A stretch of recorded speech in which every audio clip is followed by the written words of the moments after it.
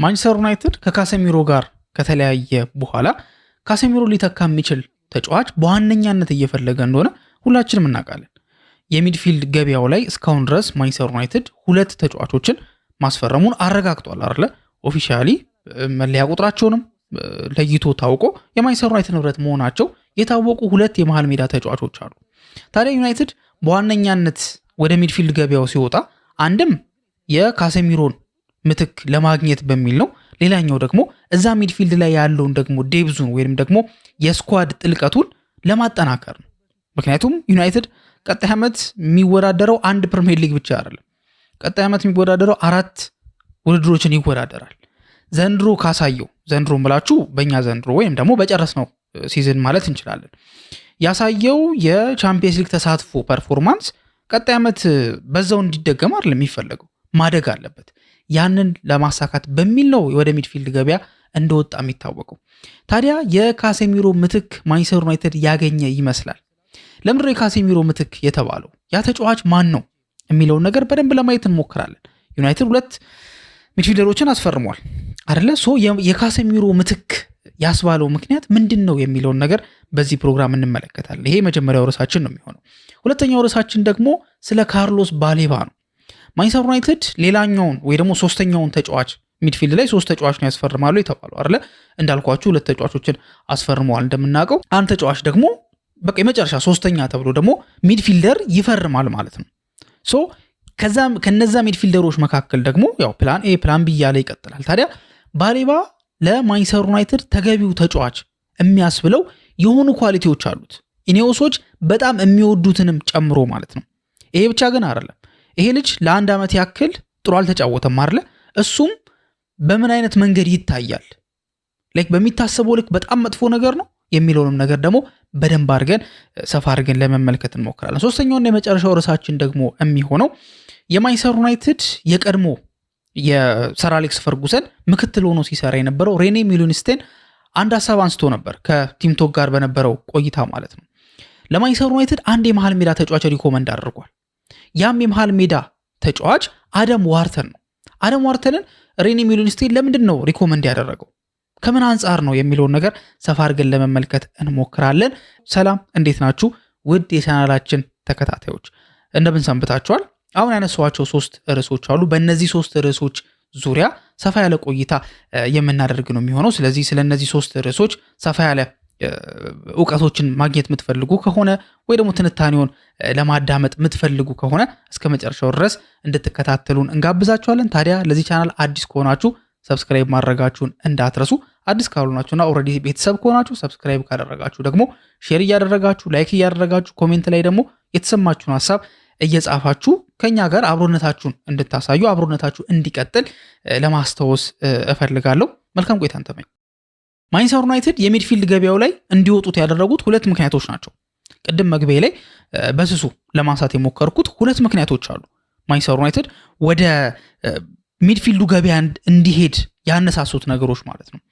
ምንና ምንድናቸው? የመጀመሪያው ካሴሚሮ የተባለው ተጫዋች ከኮቢ ሜኑ ጋር ያሳየው ኮምፓቲቢሊቲ ወይም ደግሞ የአብሮነት የውህደት እንቅስቃሴ ማንቸስተር ዩናይትድ እንደ ካሴሚሮ አይነት ተጫዋችን ማግኘት ከቻለ ያ እንደ ካሴሚሮ አይነት ተጫዋቹ ብቻ አይደለም የሚጠቀመው፣ የኮቢ ሜኑን ደግሞ አቅም እስከ መጨረሻው ድረስ ለማስጠቀም ይረዳዋል ማለት ነው። ስለዚህ የካሴሚሮ ምትክ ብሎ እንደ ካሴሚሮ አይነት ተጫዋች ወይ ደግሞ የካሴሚሮን ቦታ የሚያሟላ ተጫዋች ለማምጣት ወደ ገበያ ወጥቷል። ሌላኛው ደግሞ ሪዝኑ ወይ ደግሞ ሚድፊልዱን እንዲያጠናክር ያደረገው ነገር ምንድነው? ቀጣይ ዓመት ዩናይትድ ለ4 ውድድር ነው የሚጫወተው። አንድ ፕሪሚየር ሊግ ብቻ አይደለም የሚኖርበት ቀጣይ አይደለ? እነዚህ 4 ውድድሮች ላይ ደግሞ የሚቻል ከሆነ ዋንጫ ማሳካት አለበት በአንደኛው። ኦፍ ኮርስ ቻምፒየንስ ሊግ እና ፕሪሚየር ሊግን በዚህ ጥቂት ጊዜ የቡድን ግንባታ ማሳካት ማለት በጣም ክሬዚ ነገር ነው አይደለ? የሚሆን አይመስልም። ግን ደግሞ ጥሩ መፎካከር ግን አለበት። በሁሉም ላይ ጥሩ መፎካከር አለበት። እንደ ኤፍኤ ካፕ ወይም ደግሞ ካራቦ ካፕ ያሉ ደግሞ ዋንጫዎች ላይ ደግሞ መወዳደር አለበት በደንብ እስከ ጥግ ድረስ ማለት ነው። ሶ ይሄን ነገር ለማድረግ ደግሞ የስኳድ ጥልቀት ያስፈልጋል። ያንን የስኳድ ጥልቀት ለማግኘት በሚል ወደ ገበያ ወጥተዋል ማለት ነው። ኦፍ ኮርስ የማኑኤል ኡጋርቴ ጉዳይም ራሱን የቻለ ፋክተር አለው። ምክንያቱም አሁን ስለተጎዳ ነው እንጂ ባይጎዳም የማንቸስተር ዩናይትድ እቅድ አካል አልነበረም። ሶ እነዚህ ሪዝኖች ብቻ ዩናይትድ ወደ ሚድፊልድ ገበያው እንዲሄድ አድርጎታል። ወደ ሚድፊልድ ገበያው ወጥቶም ማንቸስተር ዩናይትድ ቴክኒካሊ 3 ተጫዋቾችን ምንድነው ወደ ቡድኑ ለመቀላቀል ወይም ደግሞ ተስማምቷል አይደለ? 3 ተጫዋቾች እነማን ናቸው? መጀመሪያ ኤደርሰን ነበር አይደለ? ከዛ በኋላ አንድሬ ሳንቶስ፣ ከዛ ዩሪ ቴሌማንስ። ከነዚህ ውስጥ ግን የኤደርሰን ጉዳይ ኮላፕስ አደረገ። ሶ ሂሪጎ ተብሎ ነበር በፋብሪዚዮ ሮማኖ። የመጀመሪያው ፈርስት ፓርት ኦፍ ሜዲካል ተከናውኖ ነበረ። ከዛ በኋላ ዩናይትዶች ጥርጣሬ ነበራቸው። ከዛ በኋላ ደግሞ ሌላኛው ፓርት ኦፍ ሜዲካል ደግሞ ሲደረግ ዩናይትዶች አይ ይሄ ልጅ ያለበት የፊትነስ ሌቭል ጥሩ ነው ብለን አናስብም፣ ስለዚህ ተጫዋቹን አንፈልገውም ብለው የኤደርሰንን ዝውውር አቋረጡት። ካቋረጡት በኋላ ታዲያ በዛው ተመሳሳይ ገንዘብ ዩሪ ቴሌማንስን አስፈረሙ። የተሻለ ልምድ ያለው ፕሪሚየር ሊግ የተጫወተ ተጫዋች። አንድሬ ሳንቶስ ደግሞ ያው ከሱ ከፍ ባለ ገንዘብ የፈረመ ተጫዋች ነው ማለት ነው። ሶ እዚህ ጋር ግን አንድ የዘነጋነው ነገር ምን መሰላችሁ? ማንቸስተር ዩናይትዶች ወደ ዝውውሩ ከመግባታቸው በፊት ማለትም ኤደርሰን ራሱ ሂሪጎ ከመባሉ በፊት አንድ እቅድ ነበራቸው። ክሊር የሆነ እቅድ አስተውላችሁት ከሆነ ማለት ይሄ ነገር ተደጋግሞ የተዘገበ ነገር ስለሆነ ኦብቪየስሊ ታውቁታላችሁ ብዬ አስባለሁ። ያም ነገር ምንድነው? ዩናይትድ ሚድፊልደሮችን ሊያስፈርም ሲያስብ በ3 አይነት መንገድ ነው ያስቀመጣቸው፣ ወይ ደግሞ 3 አይነት ሚድፊልደሮችን ነው ማስፈርሙ ብሎ ነው ያስቀመጠው። መጀመሪያ ከገንዘባቸውም አንጻር ማለት ነው። መጀመሪያ ላይ ያስቀመጠው ተጫዋች ከ70 በላይ የሚያወጣ ተጫዋች አይደለ? ከ70 በላይ የሚያወጣ ተጫዋች ነው። ሁለተኛው ደግሞ ከ50 እስከ 60 ባለው የሚያወጣ ተጫዋች ነው፣ ወይ ደግሞ 50 እና ከዛ በላይ ማለት ነው። ሶስተኛውና ከታች ያለው ደግሞ ተጫዋች ማን ነው? ከ40 ሚሊዮን ፓውንድ በታች የሚያወጣ ነው። አሁን ዩናይትድ ሁለቱ ሚድፊልደሮች ካያችሁ ዩሪ ቴሌማንስ 35 ሚሊዮን ፓውንድ ነው የወጣበት ከ40 በታች ማለት ነው። አንድሬ ሳንቶስ 50 ነው የወጣበት ከ50 እስከ 60 ባለው ሬንጅ ውስጥ ማለት ነው። ሶ አሁን እየፈለገ ያለው ዩናይትድ ደግሞ ከ70 በላይ ያለውን ነው። ቴክኒካሊ ከ150 ወደ 75 አካባቢ ተርፏል አይደለ? ላይክ ሊትራሊ ከተመለከት ነው ማለት ነው። ሶ በዛ አይነት መንገድ ነው እየሄደ የሚገኘው። በዚህ እንቅስቃሴ ውስጥ ታዲያ ከታች ባለው ሌቭል ላይ አንድን ተጫዋች አግኝቷል። እሱም ቤልጂየማዊው የ29 ዓመት ተጫዋች በሌስተር ሲቲ እና እንደዚሁም ደግሞ በአስቶን ቪላ የተመለከትነው ዩሪ ቴሌማንስ ነው። ዩሪ ቴሌማንስ ጄሰን ዊልኮክስ ከፈረመ በኋላ ዩሪ ቴሌማንስ ከፈረመ በኋላ ለክለብ ሚዲያ በተናገረበት ሰዓት ላይ ምን አለ መሰላችሁ? በጣም የሚገርም ነገር የተናገረው ዩሪ ቴሌማንስን ስንከታተለው ነበረ እና ላለፉት 7 ዓመታት በፕሪሚየር ሊጉ ተጫውቷል። ግን በፕሪሚየር ሊጉ ሲጫወት ግን ጀስት ለመጫወት ብቻ አይደለም፣ ኮንሲስተንትሊ ወይ ደግሞ በቋሚነት ፐርፎርማንሱን ዝቅ ሳያደርግ ነበር ሲጫወት የቆየው የሚል ከበድ ያለ አስተያየት ጄሰን ዊልኮክስ ሰጥቷል። ይሄ ማለት ምን ማለት ነው? በ7 ዓመት ቆይታው ዩሪ ቴሌማንስ ቋሚ የሆነ እንቅስቃሴ ነበር፣ ወይ ደግሞ ዛሬ ጥሩ ሆኖ ነገ መጥፎ፣ ከዛ ከነገ ወዲያ ደግሞ ጥሩ፣ ከዛ መጥፎ ምናምን የሚሆን አይነት ተጫዋች ሳይሆን በወጥነት ነው ሲጫወት የነበረው ልጁ ማለት ነው። ሶ ጄሰን ዊልኮክስ ይህን ነገር ተናግሯል። ሶ ዩናይትድ አንደኛ ያገኘው ምንድነው? ከዩሪ ቴሌማንስ ያገኘው ነገር ምንድነው? ኮንሲስተንሲ የሚባል ነገር። ለ7 ዓመት በፕሪሚየር ሊግ ሲጫወት ኮንሲስተንት ሆኖ ነው የተጫወተው። ይሄ አንደኛው ከዩሪ ቴሌማንስ የተገኘው ነገር። ሁለተኛው ነገር ደግሞ ምን መሰላችሁ? ራሱ ጄሰን ዊልኮክስ ያለውን ነው ከዚህ በኋላ ወረታች አድርጌ የምነግራችሁ ማለት ነው። የተናገረው ምንድነው? ልጁ የሚገርም ቴክኒካል ኳሊቲ ያለው፣ ከዛ በኋላ ይሄ ለማንቸስተር ዩናይትድ ለመጫወት ያሳየው ፍላጎት እና ያለው የአይምሮ ጥንካሬ ይሄንን ተጫዋች እንድናደንቀው አድርጎናል ብሎ ጄሰን ዊልኮክስ ተናግሯል። ስለዚህ እዚህ ጋር ደግሞ ምን ትይዙልኛላችሁ? ለማንቸስተር ዩናይትድ ለመጫወት ያለው ፍላጎትና የአይምሮ ጥንካሬው ብሏል። እንግዲህ አስቡት፣ አንደኛ ለማንቸስተር ዩናይትድ መጫወት መፈለጉ ኢኔዮሶች ያው የማይደራደሩበት ነገር እንደሆነ ተመልክተናል አለ በባለፈው የክረምት ዝውውር ላይ ፍላጎቱ፣ ለዩናይትድ ለመጫወት ፍላጎቱ፣ ከዛ ደግሞ ሜንታሊቲው ለዩናይትድ ለመጫወት መፈለጉ ራሱን የቻለ አንድ ጥንካሬ ነው። ለምን እንዲሳካለት ያደርገዋል። እሺ ምክንያቱም እነ ቡሞም እነ ኩኒያም የተሳካላቸው ብለው ኢኔዮሶች የሚያምኑት ለማንቸስተር ዩናይትድ ለመጫወት ስለፈለጉ ነበር። እሺ እሱ ራሱን የቻለ አንድ ነገር። የአይምሮ ጥንካሬ የሚባለው ነገር ደግሞ ለማንቸስተር ዩናይትድ ለመጫወት የሚያስፈልግ ትልቅ ነገር ነው። አሁን ስለ አይምሮ ጥንካሬ ስናወራ ምን ጋር እንመለሳለን? ያነሳውላችሁ ሐሳብ ዩናይትዶች የሚድፊልድ ገበያው ላይ የወጡት አንድም ስኳድ ዴፕዝ ለማጠናከር ነው፣ የቡድን ጥልቀት ለማጠናከር ነው። አንድም ደግሞ የካሴሚሮ ምትክ ማግኘት ነው። የካሴሚሮ ምትክ ማግኘት ማለት ደግሞ ምን ብያችኋለሁ ቅድም? ኮቢ ሜኑን በደንብ እንዲጫወት በደንብ እንዲንቀሳቀስ ያደርገዋል ማለት ሶ ከካሴሚሮ ጋር ይሄ ልጅ ምን ሼር ያደርጋል? ጄሰን ዊልኮክስ ካለው ነገር አንጻር ተነስተን የምንናገረው ሜንታሊቲ፣ የአይምሮ ጥንካሬ። ካሴሚሮ በሪያል ማድሪድ ቤት ሲሳካለት ጀስት ቴክኒካሊ ጥሩ ተጫዋች ስለሆነ ብቻ አይደለም፣ ወይ ደግሞ ታክል ሲወርድ በጣም አሪፍ ስለሆነ ብቻ አይደለም። ያለው የአእምሮ ጥንካሬ ነው። በነገራችን ላይ ሪያል ማድሪዶች ተጫዋች ሲያስፈርሙ የአእምሮ ጥንካሬ መጀመሪያ የሚያዩት ነገር ነው። እስኪ የማድሪድ ተጫዋቾችን እዩዋቸው ዝም ብላችሁ ሜንታል ስትሬንግዛቸው ምን ያህል ጠንካሮች ናቸው። እሺ ማድሪድ ጋር ይሄድ ነው ያው ስቲል ስኬታማ ስለሆኑ ነው። ወደ ዩናይትድ እንመለስና በሰር አሌክስ ፈርጉሰን ጊዜ የነበሩት ተጫዋቾች እነማን ናቸው? እነ ሮይ ኪን እኮ ነበሩ አይደለ? ቅርብ ጊዜ ካየ እነ ፓትሪስ ኤቭራ፣ እነ ቪዲች፣ እነ ፈርዲናንድ፣ እነ ስኮልስ እንዴ እነዚህ ተጫዋቾች እኮ ሜንታሊቲ እኮ ምንድን ነው የሚባሉት? ሜንታሊቲ ሞንስተር እኮ ነው የሚባሉት እነዚህ ተጫዋቾች አይደል እንዴ? ሶ ዩናይትድ ቤት እንዲሳካ ሜንታሊቲ ግዴታ ነው። ካሴሚሮ ያ ሜንታሊቲ ስላለው ማንቸስተር ዩናይትድ ቤት ውስጥ በክብር መጥቶ በክብር ወጥቷል። ዮሪ ቴሌማንስ ያ ሜንታሊቲ እንዳለው ጄሰን ዊልኮክስ መስክሮለታል። ስለዚህ ካሴሚሮን ለመተካት ያልኳችሁ ነገር ላይ እቺን ነገር ውሰዱልኝ።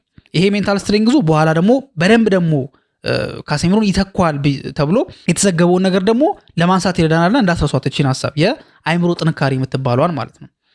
ከዛ በኋላ ምን ነገር በዚህ ልጅ ላይ ተመልክቷል ጄሰን ዊልኮክስ ማለት ነው። ይሄ ልጅ ያለው የሊደርሺፕ ኳሊቲ ክሬቲቪቲው እንዳለ ሆኖ የሊደርሺፕ ኳሊቲ ወይ ደግሞ የመሪነት ብቃቱ ከማንቸስተር ዩናይትድ ሊደር ግሩፖች ውስጥ እንዲካተት ያደርገዋል።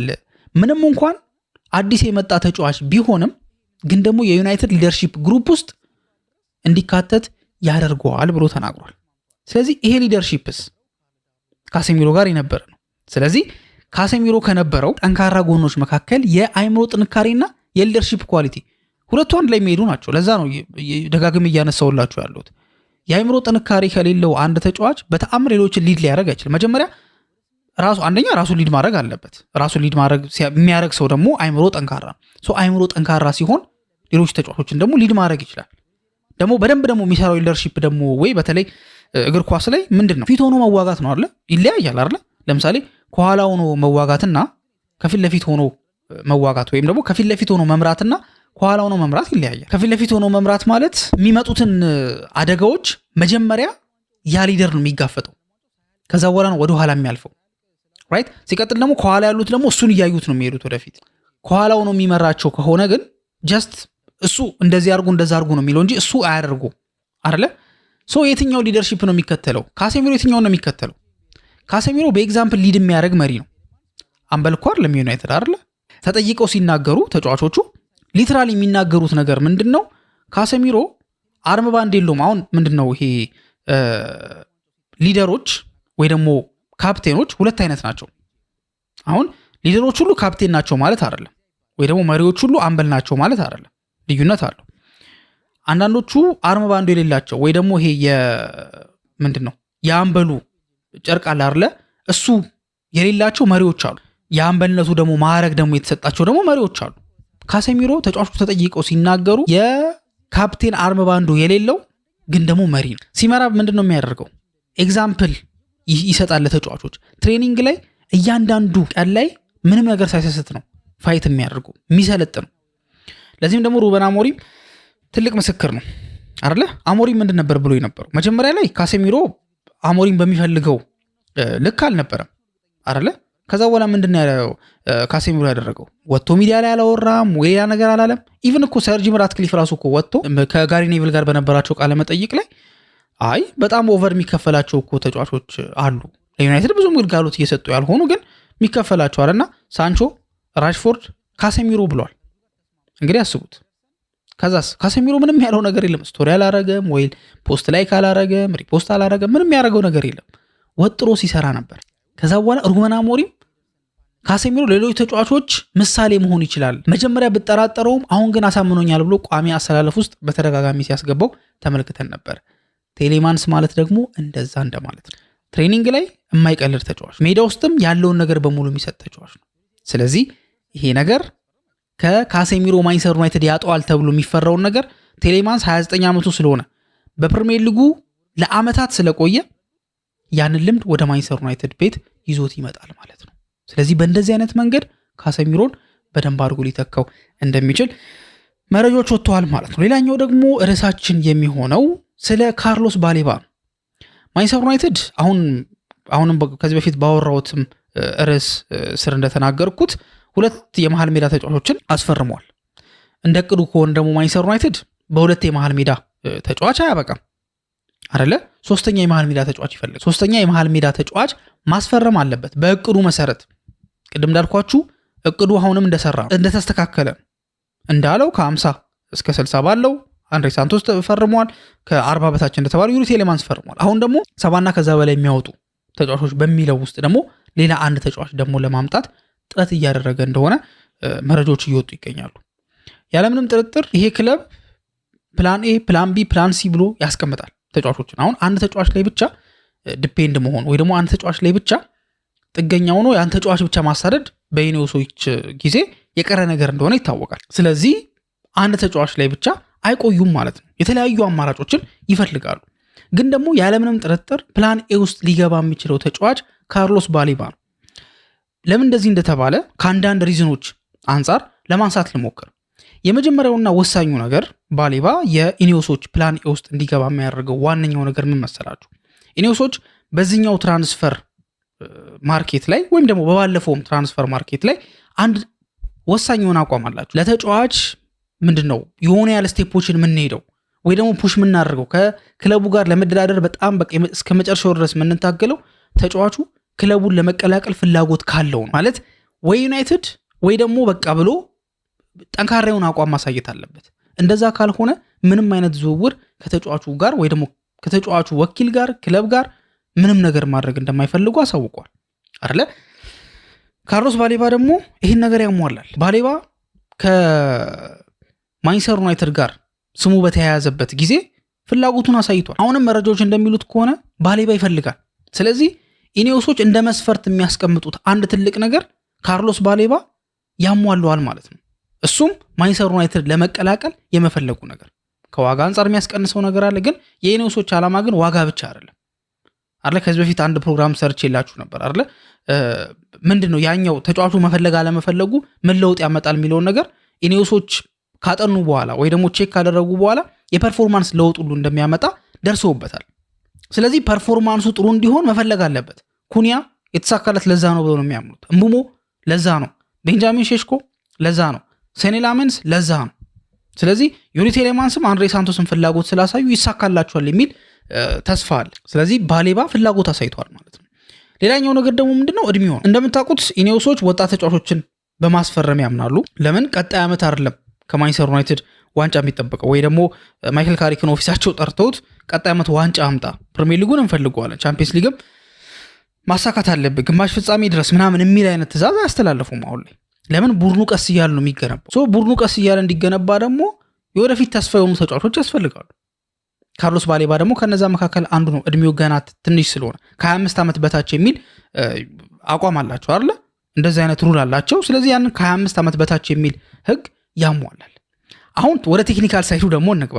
ይሄ ከቴክኒክ ውጪ ያለው የሆነ ዴቨሎፒንግ የሆነው ነገር አለ አይደለ? እድሜውና ፍላጎቱን ጠቅሼላችኋለሁ። ወደ ቴክኒካል ሳይዱ እንግባና የካርሎስ ባሌባን ወሳኝነት ይሄን ቴክኒካል ሳይድ ከነገርኳችሁ በኋላ ትረዱታላችሁ በደንብ ብዬ አስባለሁ። ዋነኛው ትልቁ ካርሎስ ባሌባ ለማንቸስተር ዩናይትድ የሚሰጠው ነገር የባላንስ ጉዳይ። የምን ባላንስ?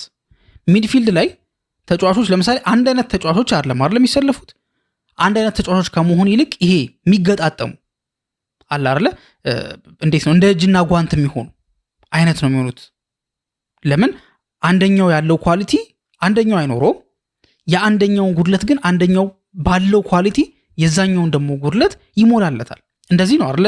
የሚድፊልድ ጥምረት እኮ የሚፈጠረው እኮ እንደዛ እኮ ነው እንጂ አንድ አይነት ተጫዋቾች አንድ ላይ የሚሰለፉ ከሆነ ምንም ነገር አይፈጠርም።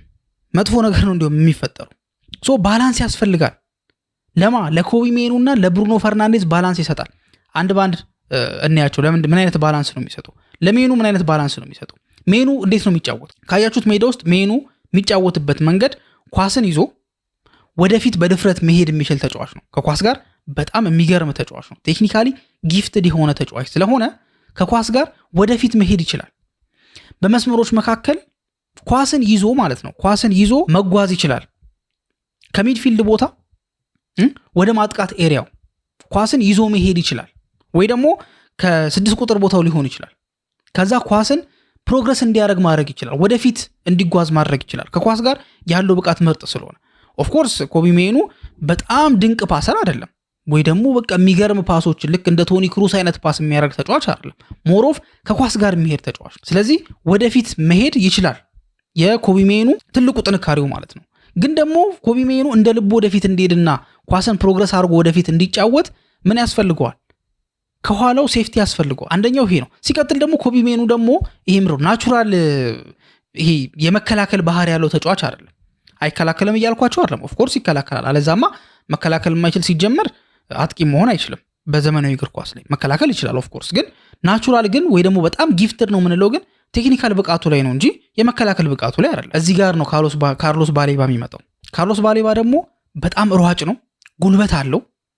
የዲፌንሲቭ ኢንስቲንክቱ ወይ ደግሞ ቀድሞ የሚገኝበት ቦታ ነገሮችን አናላይዝ የሚያደርግበት መንገድ ደግሞ በጣም የሚያስደንቅ ነው። ስለዚህ ኮቢ ሜኑ ወደፊት በተሻለ ነፃነት ይሄዳል ማለት ነው። ኋላውን ሳያስብ ወደፊት ዝም ብሎ እንዲሄድ ያደርገዋል ለኮቢ ሜኑ።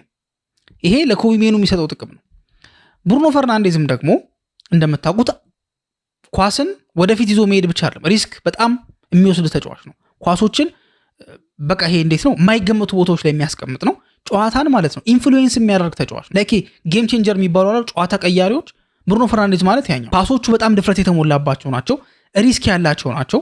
ከሌላ ተጫዋች ብሩኖን የሚለየው ምንድን ነው? ብሩኖ ሪስክ ለመውሰድ አይፈራም አይደለ? ስለዚህ ያንን ሪስክ ሲወስድ ታዲያ ምን መዘጋጀት አለበት? ኳሱ እንደ ድንገት ያው በማጥቃት ፌዝ ላይ ሆነው ኳሱ እንደ ድንገት ቢነጠቁ ከባድ ካውንተር አታክ ይሄዳል አይደል? ሶ ያንን ካውንተር አታክ ማስቆም የሚችል ፈጣን የሆነ ጉልበት ያለው ቁመቱ ረዘም ያለ ተጫዋች ያስፈልጋል። ስለዚህ ይህ ተጫዋች ማን ሆኖ ይገኛል ታዲያ? ካርሎስ ባሌባ። ሶ ካርሎስ ባሌባ ሜኑን ጥሩ ተጫዋች ያደርገዋል። ብሩኖ ፈርናንዴዝንም የተሻለ ተጫዋች ሪስክ ይወስዳል አይደል? ብሩኖ በባህሪው፣ ባሌባ ደግሞ ከኋላ ካለ በደንብ ሪስክ እንዲወስድ ያደርገዋል። ይሄ ማለት ደግሞ ለዩናይትድ ሞር የማጥቃት ነፃነት ሰጠ ማለት ነው። ለዛ ነው ፕላን ኤ ውስጥ ሊገባ የሚችል ተጫዋች ነው ብዬ ቅድም ያነሳውላችሁ። ይሄ ልጅ ግን አንድ የሚነሳው ነገር ምንድን ነው? አንድ ዓመት እኮ መጥፎ ነበር ፐርፎርማንሱ፣ እንዴት ነው ይሄ ነገር የሚስተካከለው የሚል ጥያቄ እንደሚነሳ እርግጠኛ ነኝ። ግን አንድ ነገር ማስተዋል ያለብን ነገር ብዬ የማስበው ይሄ ልጅ አንዱ ዓመት መጥፎ የሆነው ኦፍኮርስ ይሄ በሌላ ሳይድ ሊታዩ የሚችሉ ነገሮችን እንቀበላለን አይደለ? ለምሳሌ ሜንታሊቲው ዊክ ነው ማለት ነው ወይ ምናምን የሚሉት ነገሮች አሉ። ግን ደግሞ አንዳንድ ጊዜ ተጫዋቾች ካልተመቻቸው ያሉበት አካባቢ ሜዳ ላይ ፐርፎርም ማድረግ አይችሉም። አካባቢ ስላችሁ ባሌባ ይኖርበት ነው እኮ አዲስ ቦታ አይደለም አይደለ? ብራይተን አዲስ ክለብ አይደለም። ግን ደግሞ ኢንቫይሮንመንት የሚባል ነገር አለ። ለምሳሌ ዲማሪያ ከሪያል ማድሪድ ወደ ማንቸስተር ዩናይትድ ቤት በመጣ ሰዓት ላይ እንግሊዝ መኖር አልተመቸውም። ሚስትየው ሰምታችኋት ከሆነ ቃለ መጠይቅ ላይ አሁንም ታማራለች ስለ ማንቸስተር ስለ ከተማው ስታነሳ በጣም ታማራለች። ብዙ ጊዜ ላቲኖች አይመቻቸውም አይደል? እንደዚህ ቀዝቃዛ አየር ማንቸስተር ደግሞ ሁሌ የሚዘንብበት ነው። ፔፕ እኮ ብሏል አይደል? ከዝናብ በኋላ ዝናብ ከዝናብ በኋላ ዝናብ የሚሆንበት ከተማ ማለት ማንቸስተር ነው ብሎ ተናግሯል። እና አልተመቸውም። ቤቱ ተዘርፎ ነበር ታስታውሳላችሁ። በጣም ስላልተመቸው አንዱ ዓመት በጣም መጥፎ የሚባል ፐርፎርማንስ አሳየ። ከዛ ግን ይሄ ልጅ ወጣ። በዛው አንድ ዓመት ዩናይትድ መጣ፣ ወዲያው ወጣ። ከዛ ግን በፒኤስጂ ቤት የቻምፒየንስ ሊግ የፍጻሜ ተፋላሚም ነበረ ከአርጀንቲና ጋር የፊናሊሲማ የኮፓ አሜሪካ 2 ጊዜ እንደዚሁም ደግሞ የዓለም ዋንጫ 1 ጊዜ ሻምፒዮን ሆነ። ግን ያለምንም ስራ አይደለም። የዓለም ዋንጫ ላይ የ2022 ዓለም ዋንጫ ላይ ጎል አስቆጥሯል ይሄ ልጅ። ስለዚህ ፐርፎርማንሱ አልወረደም ማለት ነው። ግን የሆነ ነገር ግን ካልተመቸው ግን ስላልተመቸው ግን ልጁ አቋሙ ወረደ። ባሌባም እንደዛው ነው። ከዩናይትድ ጋር ስሙ ተያያዘ። ከዛ በኋላ ብራይተን ያለው ህይወት ጋር ተጋጨበትና ከዛ በኋላ ፐርፎርማንሱ ወረደ። ስለዚህ ምናልባት እንደ ዲማሪያ የሆነ ነገር ስላልተመቸው ነው። ያልተመቸው ነገር ሲስተካከልለት ደግሞ መልሶ ባውንስ ሊያደርግ የሚችል። ምክንያቱም ታለንት በአንድ ዓመት አይጠፋም። ታለንት ፐርፎርማንስ በአንድ ዓመት አይጠፋም። ይሄ ነገር ስላለው ምናልባት እንደ አንድ መጥፎ ነገር ሊነሳ የሚችለው ያኛው ነው። ግን ደግሞ በዚህ መንገድ ኮምፐንሴት ሊያደርገው ይችላል የሚል ሀሳቦች አሉ። በዚህ ምክንያት ካርሎስ ባሌባ ፕላን ኤ ላይ ይቀመጣል ማለት ነው። ወደ ሶስተኛውና መጨረሻው ርዕሳችን ደግሞ በምንሄድበት ሰዓት ላይ የማንቸስተር ዩናይትድ የቀድሞ ምክትል አሰልጣኝ ወይም ደግሞ ሰር አሌክስ ፈርጉሰን በነበረበት ሰዓት ላይ ሞር ቴክኒካል ነገሮችን ታክቲካል ጉዳዮችን ማኔጅ የሚያደርገው ሬኔ ሜሎኒስቴን እንደሆነ ይታወቃል።